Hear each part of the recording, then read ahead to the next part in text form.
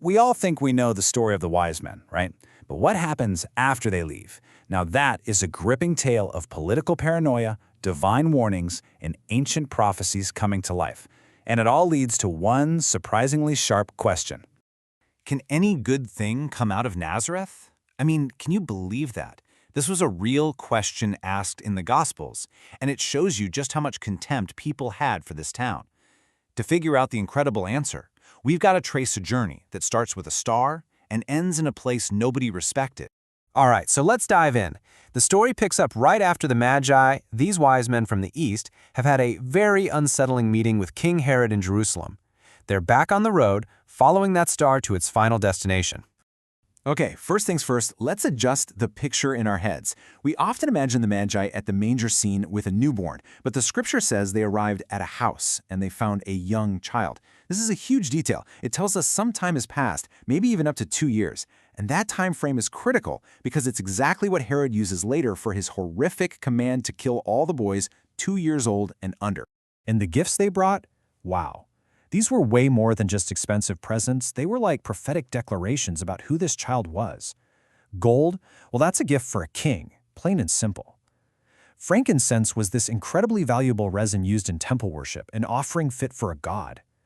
And then there's myrrh, an expensive spice used for burial. Talk about foreshadowing.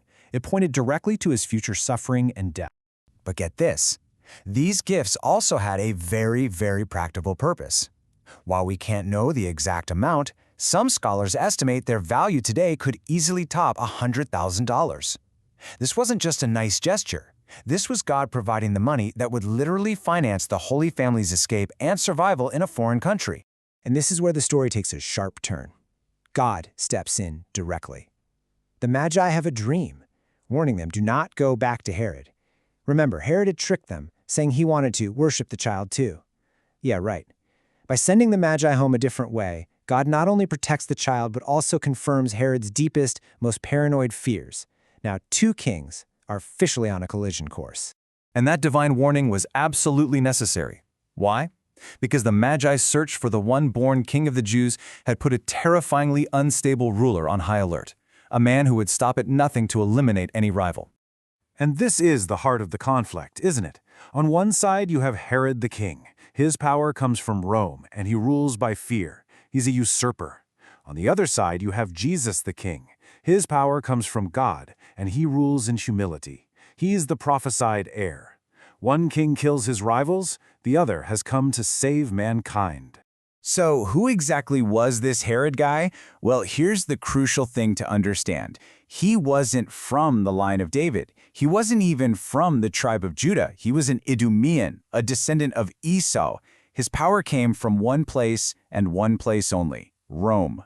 They gave him the title King of the Jews. So for many actual Jews, he was just an illegitimate foreigner on their throne. The news of a child who was born King of the Jews, that wasn't just political news. It was a direct threat to his entire identity. And this opposition, it wasn't just him. It was like a family business. His whole dynasty seemed to be at war with God's plan. His son Archelaus was so cruel he sent the Holy Family running. Antipas, another son, was the one who beheaded John the Baptist, and his grandson Agrippa executed the Apostle James. You can see the pattern here. They were a constant generational force of opposition. So, Herod's plan to use the Magi has completely backfired, and his paranoia just boils over into pure rage. But God is always one step ahead. Another warning comes in a dream, and this time it's for Joseph. I mean, can you imagine waking up to that message? It's so clear and so urgent. Get up, take the child and his mother, and run to Egypt. Herod is coming to kill him. And Joseph doesn't hesitate. The text says he got up and left by night. He just acts in perfect obedience, escaping literally in the nick of time before Herod unleashes that horrific slaughter of the baby boys in Bethlehem. Now, you might think this escape to Egypt was just a random detour, a desperate move to find safety. But Matthew immediately shows us it's something much, much bigger. He connects it to this prophecy from the book of Hosea. Originally, that verse was talking about the nation of Israel being rescued from slavery in Egypt. But now, it's about to find a much deeper meaning. And here's the genius of what Matthew is showing us. He's deliberately framing Jesus as the new, the greater Israel, the ultimate son. He is reliving his people's history, but this time he's redeeming it. Just as Israel was called out of Egypt, now God's one true son is called out of Egypt. Just as baby Moses was spared from a Pharaoh's death decree, the baby Jesus is spared from a king's slaughter. It's a beautiful parallel. So the family finds refuge down in Egypt, and they wait, just waiting for the signal from God that it's safe to go back home. And that signal only comes after the tyrant who sent them there is finally dead. So Herod the Great dies, and just like before, an angel comes to Joseph in a dream. Time to go home. But the danger isn't over. As they're returning, Joseph gets word that Herod's son, Archelaus, who is known to be even more cruel than his father, is now ruling Judea. No way! So a fourth and final dream guides him. Avoid Judea. And he diverts the family north to the region of Galilee, where they finally settle in a little town called Nazareth. And this final stop, this forgotten town of Nazareth, is the key to unlocking one of the most puzzling prophecies in the entire New Testament. Matthew tells us this all happened so that the prophet's words would be fulfilled. He shall be called a Nazarene. And right here, you've got to be scratching your head, because if you comb through the entire Old Testament, you will not find that quote. It's not there, anywhere. So what on earth did Matthew mean? Did he make a mistake? Nope, not at all. The answer is just way more subtle and frankly way more profound than a simple quote.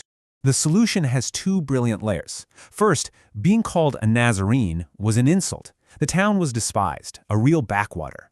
So calling Jesus a Nazarene fulfilled all those prophecies that said the Messiah would be looked down on and rejected. But second, and this is just incredible, there's a wordplay going on. The Hebrew word for branch, which is a famous title for the Messiah from the prophet Isaiah, is Netzir. It sounds almost exactly like Nazareth. So Jesus is the Netzir from Nazareth. He's the branch from Branchtown. And that brings us all the way back to our opening question. Can any good thing come out of Nazareth? The answer is a booming yes. In fact, the greatest good in all of human history came out of this place everyone sneered at. And you know what? That was the whole point. So the big takeaway is this: God's incredible plan was never in danger. It wasn't derailed by Herod's violence. In fact, it was perfectly fulfilled through these divine warnings that led the King of all kings, not to a throne in Jerusalem, but to a forgotten, disrespected town. God literally took an insult and turned it into a title of honor. And this leaves us with a final thought to really chew on. What does it mean that the King of the universe, whose birth was announced to the world by a star, chose to be known not by a title of power or glory, but by the name of a place that absolutely nobody respected?